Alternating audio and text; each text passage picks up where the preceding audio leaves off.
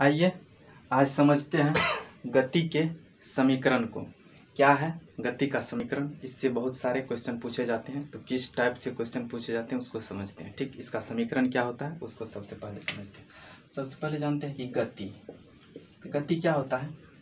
जब कोई समय में एक स्थान से दूसरे, मतलब समय के साथ जो ट्रांसफर होते रहता है उसी को गति कहते हैं। जैसे वेग ही एक प्रकार की गति है। ठीक, गति जो होता है, गति का समीकरण दो टाइप से होता है। एक होता है उदग्र। क्या होता है? उदग्र। एक होता है क्षैतिज। उदग्र कहने का मतलब ऊपर नीचे, ऊपर उदग्र। क्षैतिज मतलब हॉरिजॉन्टल। क्षैतिज मतलब परा हुआ, उदग्र मतलब खड़ा, वर्टिकल। तो ये हो गया ऊपर नीचे जब कोई गति होगा, और क्षैतिज रूप से जब कोई गति होगा तो ये हो गया। ठीक, इसमें 4 को समीकरण याद रखना है, 1 2 3 और क्या 4। ठीक, चारों समीकरण हम एक बार लिखने का तरीका आप लोग को बताते हैं। देखिए क्या है। सबसे पहले u बराबर v बराबर, इसमें s बराबर, उसके बाद v स्क्वायर बराबर, एक होता है sn बराबर। n क्या है?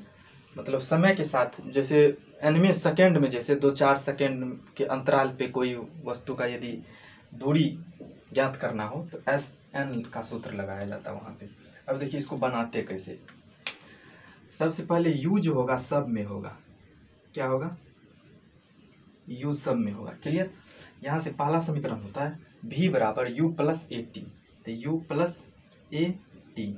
ठीक, यहाँ पर s बराबर u के साथ पहले U T plus 1/2 A T का स्क्वायर। ठीक, अगला देखिए v स्क्वायर बराबर, स्क्वायर है तो u के साथ v square you square plus 2as।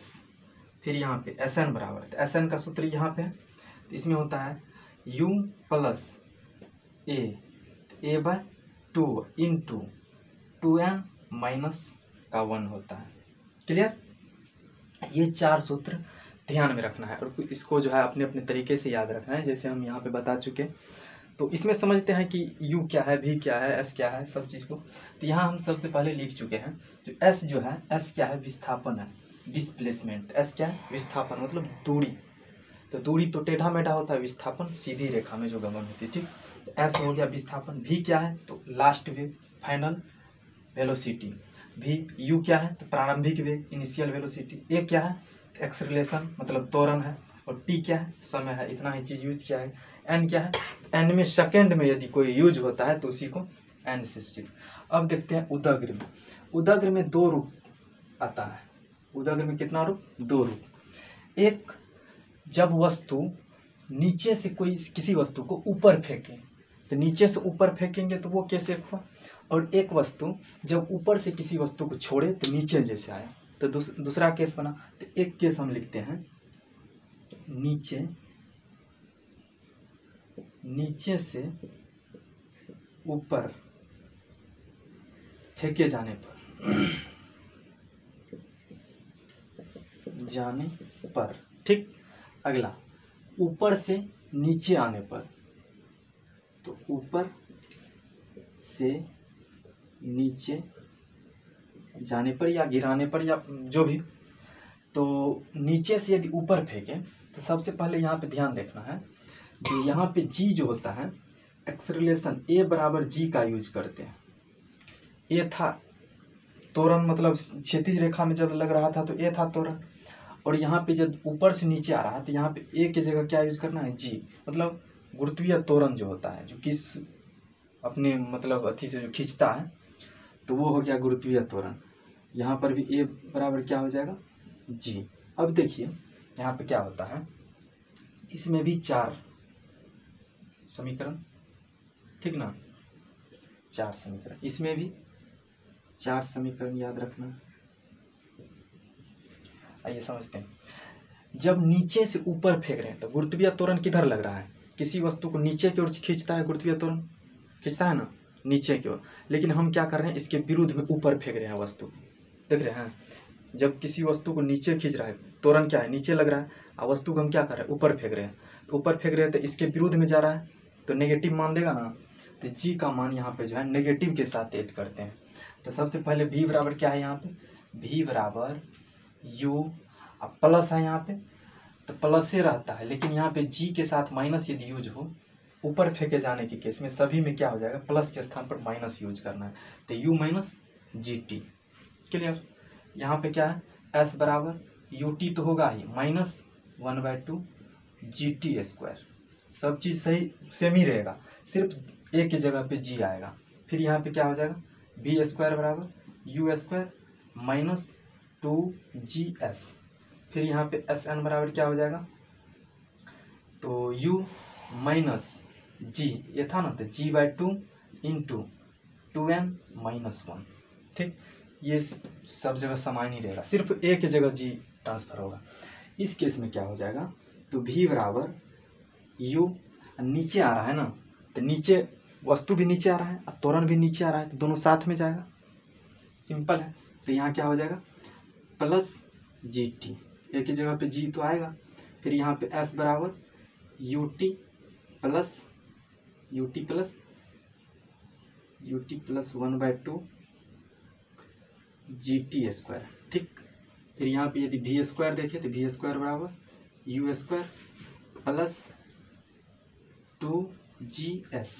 फिर यहाँ एस एन बराबर देखें तो u plus g/2 into 2n minus 1। ये तमाम समीकरण से क्वेश्चन ढेर सारा पूछे जाते हैं, इस पे सवाल भी आते हैं और ये डायरेक्ट समीकरण भी पूछे जाते हैं। ठीक, तो ये सीक्वेंस इसको याद रखना है, पहला समीकरण, दूसरा समीकरण, तीसरा समीकरण, ये सेकंड के लिए है। तो 3 समीकरण के लिए अलग से भी ऑब्जेक्टिव के रूप में क्वेश्चन पूछा जाता है कि पहला समीकरण जो ये है v बराबर u प्लस ए टी, ये किस किस में संबंध रखता है। ठीक ना, इसका एक रिलेशन अभी बताते हैं। ठीक, तो आइए अब समझते हैं कि गति के समीकरण और उसके नाम में संबंध क्या है। जो समीकरण आता है और उसके नाम, जैसे पहला हो गया, दूसरा हो गया, तीसरा, तो उसमें संबंध एक आता है, वो पूछा जाता है बहुत सारा। सबसे पहले पहला समीकरण, फिर दूसरा समीकरण, फिर तीसरा समीकरण, ऐसे पूछा जाता है, पहला, दूसरा, तीसरा। चलिए, पहला समीकरण अभी क्या पढ़े थे, v बराबर u प्लस ए टी। आपसे क्वेश्चन आएगा कि पहला समीकरण में क्या क्या संबंधित रहता है, कौन कौन चीज़ के साथ संबंध बताता है। तो ये है पहला समीकरण।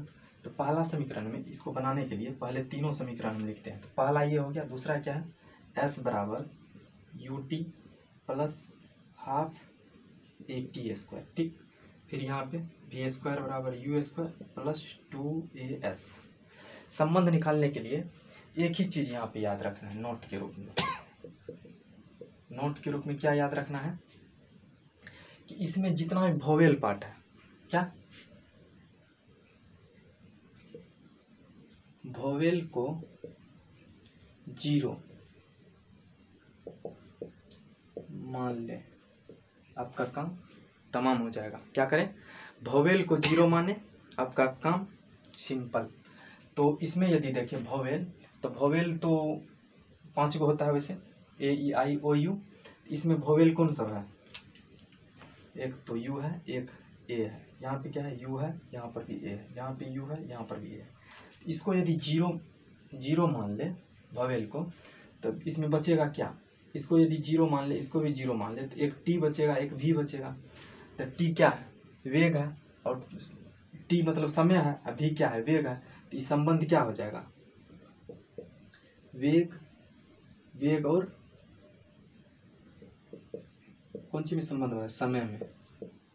इन्हें जो अब यहाँ पे 0 माने इसको, तो इसको मतलब गुना करने लगेंगे, सोने सिर्फ 0 मतलब इसको इग्नोर करना है, किसको, वोवेल को। तो ये हो जाएगा भी, ये हो जाएगा टी। तो वेग और समय में संबंध कौन सा, गति का पहला समीकरण जो है किस किस में संबंध बताता है, तो वेग और समय में। यहाँ पे यदि u और a को 0 करें तो यहाँ भी t है, यहाँ भी t मतलब समय है। ये इस साइड क्या है, विस्थापन है। तो ये क्या हो जाएगा,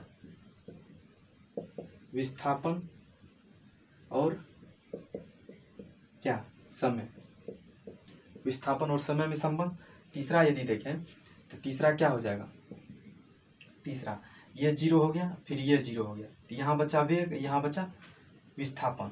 तो यहाँ का क्या हो जाएगा, वेग और विस्थापन।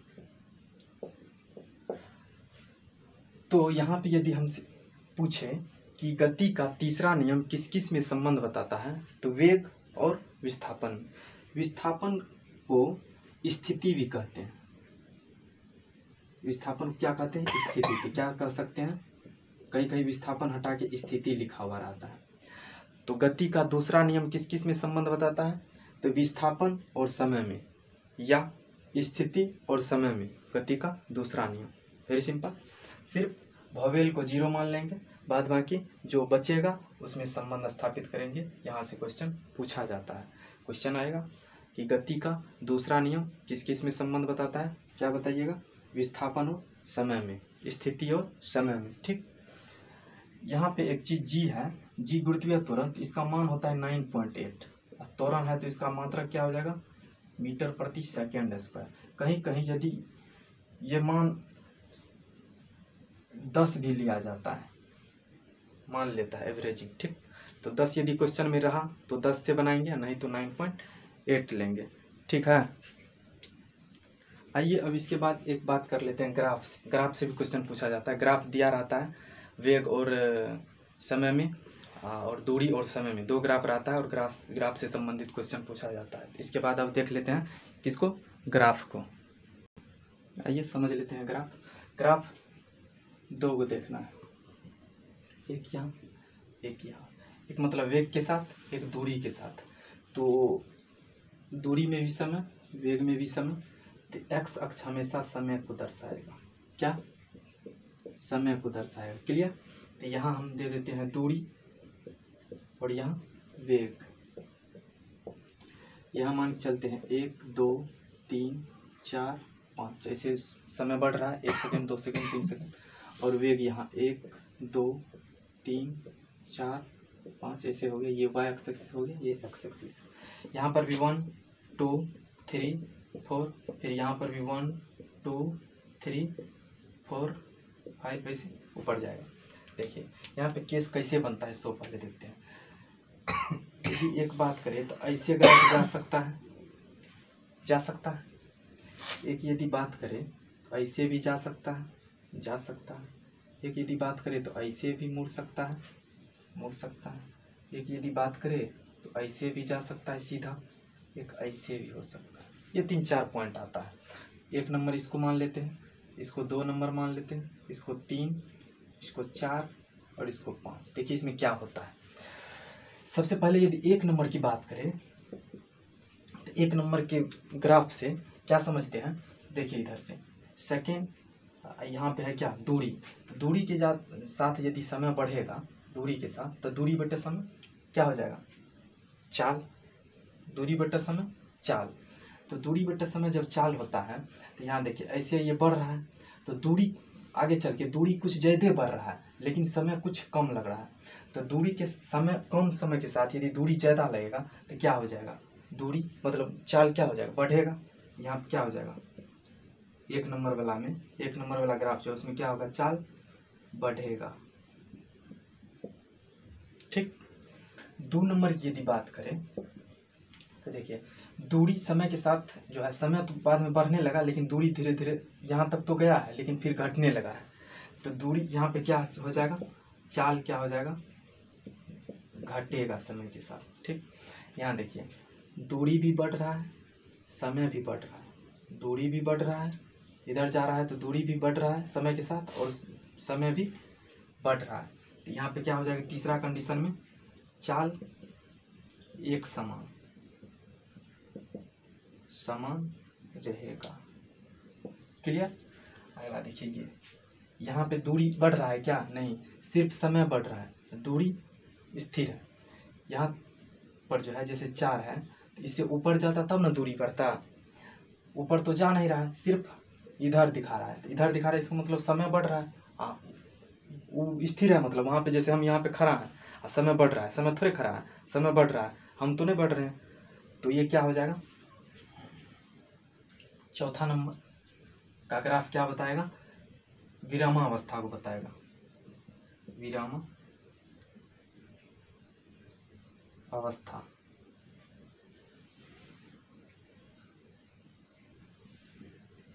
विरामावस्था को बताएगा। क्लियर। ये 5 नंबर यदि देखे ग्राफ, 5 नंबर में तो समय यहाँ पे है, ये दूरी बढ़ रहा है। जैसे समय कांस्टेंट हो गया, समय यदि कांस्टेंट है तो दूरी बढ़ेगा, जब भी दूरी बढ़ेगा तो कुछ न कुछ समय लेगा, जब भी दूरी बढ़े तो कुछ न कुछ क्या समय लेगा। तो यदि कुछ न कुछ यहाँ पे समय को कांस्टेंट कर दिया गया है, तो समय कांस्टेंट के साथ क्या दूरी बढ़ सकता है, नहीं बढ़ सकता है। तो ये ग्राफ असंभव होता है, असंभव रहता है। कौन सा, 5वां नंबर। उसी तरह इसमें भी आता है, इसमें क्या आता है, इसी तरह एक ऐसे गया, एक सीधा गया, एक ऐसे गया, एक ऐसे गया, और एक मतलब यहाँ से ऊपर गया। ठीक, इसमें भी 1 नंबर, यहाँ से मान लीजिए 2 नंबर, 3 नंबर, ये 4, ये 5। ठीक, यह है 3 नंबर, ये 2 नंबर। तो यहाँ पर यदि बात करें हम 1 नंबर ग्राफ की, तो 1 नंबर में क्या है, समय के साथ वेग कुछ ज़्यादा ही बढ़ रहा है। तो क्या हो जाएगा, यहाँ पे वेग बढ़ेगा। वही यार, वेग यहाँ पे नहीं बढ़ेगा, वेग तो बढ़ ही रहा है, सीधे ग्राफ में दिखा रहा है कि वेग बढ़ रहा है। तो वेग और समय, तो वेग और समय में रिलेशन क्या होता है, वेग बटा समय बराबर क्या होता है, त्वरण होता है। तो यहाँ क्या हो जाएगा, वेग यदि बढ़ रहा है, ऊपर वाला बढ़ रहा है समय के साथ, तो क्या हो जाएगा, त्वरण बढ़ेगा। क्लियर। 2 नंबर में यदि बात करें तो समय के साथ वेग कुछ ज़्यादा घट रहा है, देखने से लग रहा है घट रहा है। तो इसमें क्या हो जाएगा, 2 नंबर में त्वरण जो है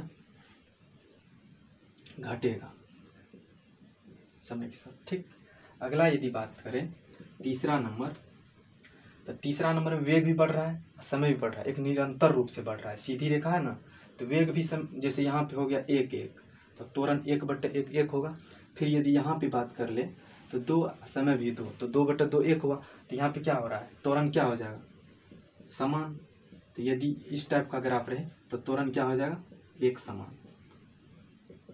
समान हो जाएगा। उसके बाद यदि 4 नंबर की बात करें तो 4 नंबर में क्या है, तो यहाँ पे वेग है 5 जैसे, तो 5 से ये वेग बढ़ रहा है, नहीं बढ़ रहा है, लेकिन समय तो बढ़ रहा है, समय बढ़ रहा है, वेग नहीं बढ़ रहा है। तो क्या हो जाएगा, यहाँ पे वेग एक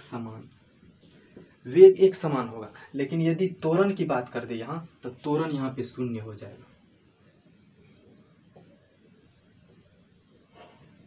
0 हो जाएगा। अब त्वरण कैसे 0 होगा, इससे पहले जान चुके हैं कि वेग में परिवर्तन की दर को क्या कहते हैं, त्वरण कहते हैं। तो वेग में परिवर्तन हो ही नहीं रहा है, 5 यहाँ 5 वहाँ, तो 5 - 5 तो कितना हो जाएगा, 0। 0 में टाइम कितनों से भाग दें तो 0 ही होगा।